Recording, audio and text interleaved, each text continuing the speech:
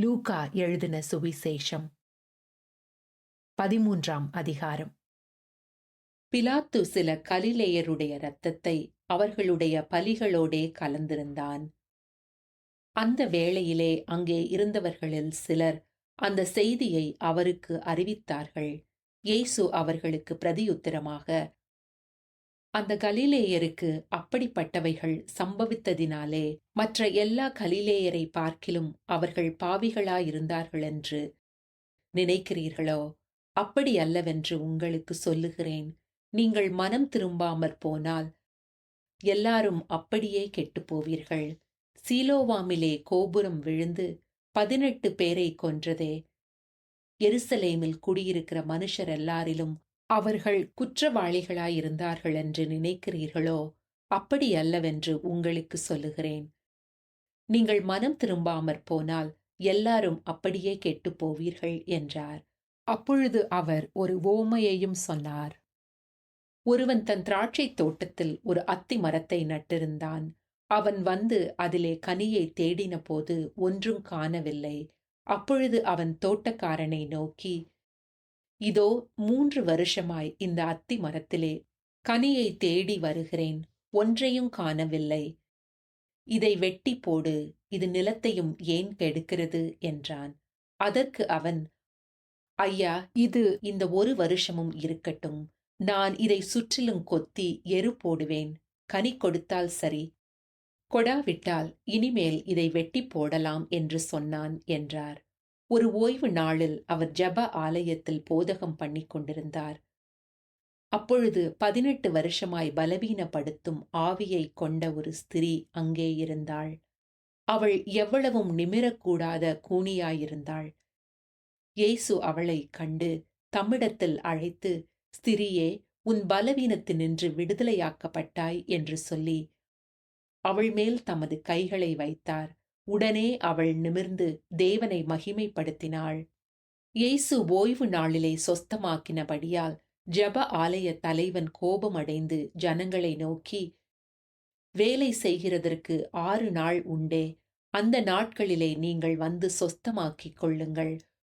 ஓய்வு நாளிலே அப்படி செய்யலாகாது என்றான். கர்த்தர் அவனுக்கு பிரதியுத்தரமாக, மாயக்காரனே, உங்களில் எவனும் ஓய்வு நாளில் தன் எருதையாவது தன் கழுதையாவது தொழுவத்திலிருந்து அவிழ்த்து கொண்டு போய் அதற்கு தண்ணீர் காட்டுகிறதில்லையா? இதோ சாத்தான் 18 வருஷமாய் கட்டி இருந்த ஆபிரகாமின் குமாரத்தியாகிய இவளை ஓய்வு நாளில் இந்த கட்டிலிருந்து அவிழ்த்து விட வேண்டியதில்லையா என்றார். அவர் அப்படி சொன்னபோது அவரை விரோதித்திருந்த அனைவரும் வெட்கப்பட்டார்கள். ஜனங்கள் எல்லாரும் அவரால் செய்யப்பட்ட சகல மகிமையான செய்கைகளை குறித்தும் சந்தோஷப்பட்டார்கள். அவர் அவர்களை நோக்கி, தேவனுடைய ராஜ்யம் எதற்கொப்பாயிருக்கிறது? அதை எதற்கு ஒப்பிடுவேன்? அது ஒரு கடுகு விதைக்கு ஒப்பாயிருக்கிறது. அதை ஒரு மனுஷன் எடுத்து தன் தோட்டத்திலே போட்டான். அது வளர்ந்து பெரிய மரமாயிற்று. ஆகாயத்து பறவைகள் வந்து அதன் கிளைகளில் அடைந்தது என்றார். மேலும் அவர், தேவனுடைய ராஜ்யத்தை நான் எதற்கு ஒப்பிடுவேன்? அது புளித்த மாவுக்கு ஒப்பாயிருக்கிறது. அதை ஒரு ஸ்திரீ எடுத்து முழுவதும் புளிக்கும் வரைக்கும் 3 படி மாவில் அடக்கி வைத்தாள் என்றார். அவர் எருசலேமுக்கு பிரயாணமாய் போகும்போது பட்டணங்கள் தோறும் கிராமங்கள் தோறும் உபதேசம் பண்ணிக் கொண்டு போனார். அப்பொழுது ஒருவன் அவரை நோக்கி, ஆண்டவரே, ரட்சிக்கப்படுகிறவர்கள் சில பேர்தானோ என்று கேட்டான். அதற்கு அவர், இடுக்கமான வாசல் வழியாய் உட்பிரவேசிக்க பிரயாசப்படுங்கள். அநேகர் உட்பிரவேசிக்க வகை தேடினாலும் அவர்களாலே கூடாமற் போகும் என்று உங்களுக்கு சொல்லுகிறேன்.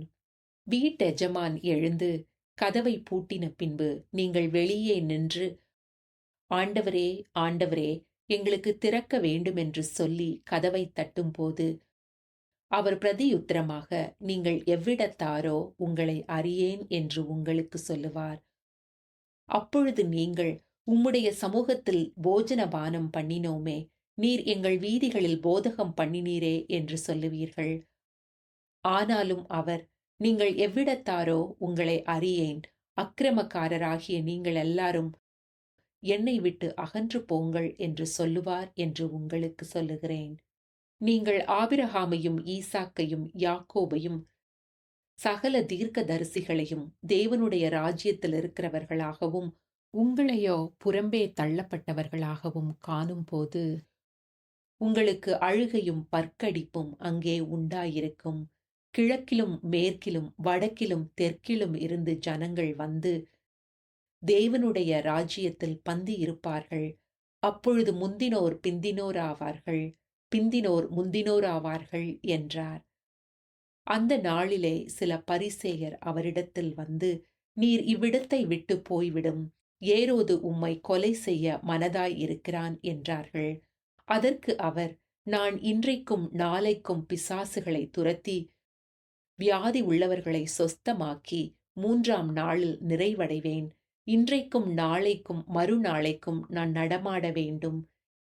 எருசலேமுக்கு புறம்பே ஒரு தீர்க்கதரிசியும் மடிந்து போகிறதில்லை என்று நான் சொன்னதாக நீங்கள் போய் அந்த நரிக்கு சொல்லுங்கள்.